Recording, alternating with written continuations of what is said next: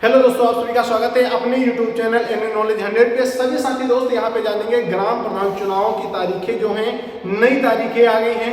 नई तारीखों में आपका नामांकन कब होगा, चुनाव का मतदान कब होगा और मतदान का गणना कब होगी, ये सारी अगर आपको जानकारी चाहिए तो हमारे साथ में जुड़े रहिएगा लास्ट तक सभी साथी दोस्त। यहाँ पे प्रधानों का बस्ता कब जमा होगा, ये सारी चीजें हम जानेंगे और आपको ये भी पता चलेगा कि चुनाव तारीखों में जो पुराने प्रधान हैं उनके लिए क्या शर्तें हैं और जो नए प्रधान हैं उनके लिए क्या शर्तें हैं। यदि कोई नया उम्मीदवार आना चाहता है वो कैसे चुनाव जीत सकता है, ये सारी चीजें यहाँ पे हम लोग समझने की कोशिश करते हैं। चलिए दोस्त, यहाँ पे एक चीज आप लोग समझ लीजिए, यहाँ पे ये आपके राजभर मंत्री हैं, ये पंचायती राज मंत्री हैं राजभर, ये हमारे हैं सीएम योगी आदित्यनाथ। इनके द्वारा यहाँ पे जो चीजें बताई गई उनको हम समझते हैं।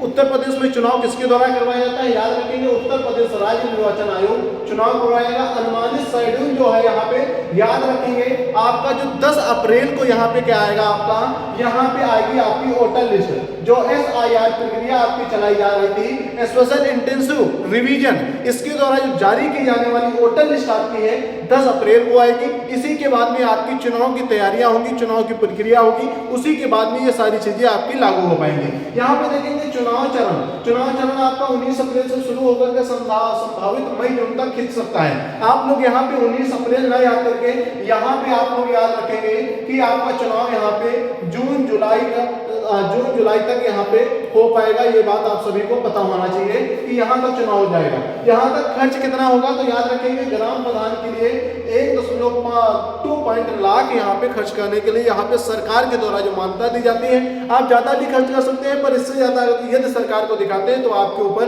कार्रवाई की जा सकती है, ये भी आप लोग समझ लेंगे। यहाँ पे कुछ आपके लिए तस्वीरें हैं, इन तस्वीरों में आप लोग समझ पाएंगे कि आपके 20 अप्रैल को यहाँ पे पहला चरण बताया जा रहा है, 25 अप्रैल को दूसरा चरण, 30 अप्रैल को तीसरा चरण। तो ये चरण आपके जो है मीडिया के द्वारा निकाले हुए हैं, पर ये कहें सच है नहीं दोस्त, ये चुनाव आपके मई जून के अंदर ही होने हैं, इसके पहले आपके चुनाव नहीं होने हैं, ये बात याद रखिएगा।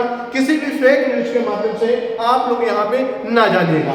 आगे आप लोग देखेंगे नए नियम क्या है और क्या रिपोर्ट अनिवार्य करना रहता है। जो मौजूदा प्रधान है उनके लिए भी यहाँ पे ऑडिट जरूरी है। जो मौजूदा प्रधान है जिन्होंने कार्य करवाया है उसकी भी जानकारी होना चाहिए। जो उसकी जानकारी नहीं होगी तो मौजूदा प्रधान कैसे कार्य कर पाएंगे, ये पता नहीं रहता है। यहाँ पे देखेंगे न्यूनतम उम्र जो मतदाता होता है उसकी उम्र कम से कम कितनी होती है, 18 वर्ष की होती है साथियों। अगर आप चुनाव लड़ना चाहते हैं, आप सदस्य बनना चाहते हैं, पंचायत के सदस्य बनना चाहते हैं, तो आपकी उम्र 21 वर्ष होनी चाहिए। कितनी वर्ष, 21 वर्ष। यदि आप ग्राम प्रधान का चुनाव लड़ना चाहते हैं तो आपकी उम्र होनी चाहिए 21 वर्ष। इसके आगे आता है दोस्तों वोटर लिस्ट में नाम उसी ग्राम पंचायत का होना चाहिए। यदि आप चुनाव लड़ना चाहते हैं तो आपका वोटर लिस्ट में उसी ग्राम पंचायत में नाम होना चाहिए जिस ग्राम पंचायत से आप चुनाव लड़ रहे हैं। इसी तरह विधानसभा का चुनाव होता है, तब आपका उसी वहां से वोट हो ना हो फिर भी आप विधानसभा का चुनाव लड़ लेते हैं। पर यहाँ पे पंचायत के चुनाव में ऐसा होता है कि आपका उसी जगह से वोट होना चाहिए जिस ग्राम पंचायत से आप लड़ रहे हैं, अन्यथा आप नहीं लड़ पाएंगे। आगे आता है कि कोई भी शिक्षा जरूरी नहीं। आप अगर जीरो पढ़े हैं, आप पढ़े ही नहीं, स्कूल ही नहीं गए हैं, फिर भी आप ग्राम प्रधान का चुनाव लड़ सकते हैं। आगे आपके पास आता है आयोग, 2 से अधिक बच्चे। यदि आपके पास 2 से अधिक बच्चे हैं तो आप चुनाव नहीं लड़ सकते। ये अभी कुछ नियम लागू नहीं हुए हैं, आने वाले भविष्य में समय में ऐसा कुछ बताया जा रहा है जो आपको समझना चाहिए। कुछ नियमों में आपराधिक दोषी, मतलब कि यदि आप आपराधिक दोषी हैं तब भी आपको यहाँ पे चुनाव लड़ने की इजाजत नहीं देता है राज्य चुनाव आयोग। आगे याद रखिए मानसिक अस्वस्थ, मतलब कि आप दिवालिया ना हो, मानसिक पीड़ा से ग्रसित ना हो। आगे आता है मानदेय दोस्तों 5000 बताया जा रहा है, जो ये आपका क्लियर नहीं, यहाँ पे आपका 3000 मानदेय यहाँ पे क्लियर है साथियों। आगे आपका नामांकन कब होगा, जरा यहाँ पे नामांकन प्रक्रिया के बारे में जान लेते हैं। नामांकन प्रक्रिया में निर्धारित तारीखों पे 2 दिन के लिए आपको टाइम मिलेगा जो आप नामांकन अपना करा पाओगे। इसी बीच में आपको दस्तावेज की जरूरत होगी। दस्तावेज में आपको वोटर ID आपके पास होना चाहिए, उसमें सही नाम होना चाहिए। जिस पंचायत से आप चुनाव लड़ रहे हैं उसी पंचायत का आपके पास वोटर लिस्ट होना चाहिए। दूसरी बात आती है यहाँ पे आपका आधार कार्ड होना चाहिए। आधार कार्ड में आपका नाम बिल्कुल सही होना चाहिए। आपके पास पैन कार्ड होना चाहिए और जाति निवास, यहाँ पे याद रखेंगे जाति निवास आय, तीनों प्रमाण पत्र आपके पास होना चाहिए। उसी तरीके से आरक्षित सीट के लिए आपके पास जाति प्रमाण पत्र जरूरी रहता है। अगर सामान्य सीट आ जाती है तो आपके लिए कुछ भी जरूरी नहीं रहता है। उसी तरीके से आपके पास जन्म प्रमाण पत्र, निवास प्रमाण पत्र और आपके पास कुछ फोटो होना अनिवार्य है। और दोस्तों नामांकन आपका कहाँ से होता है, तो आपको याद रखना होगा आपके पंचायत में एक स्कूल होगा, उसी स्कूल को आपका नामांकन केंद्र बनाया जाता है।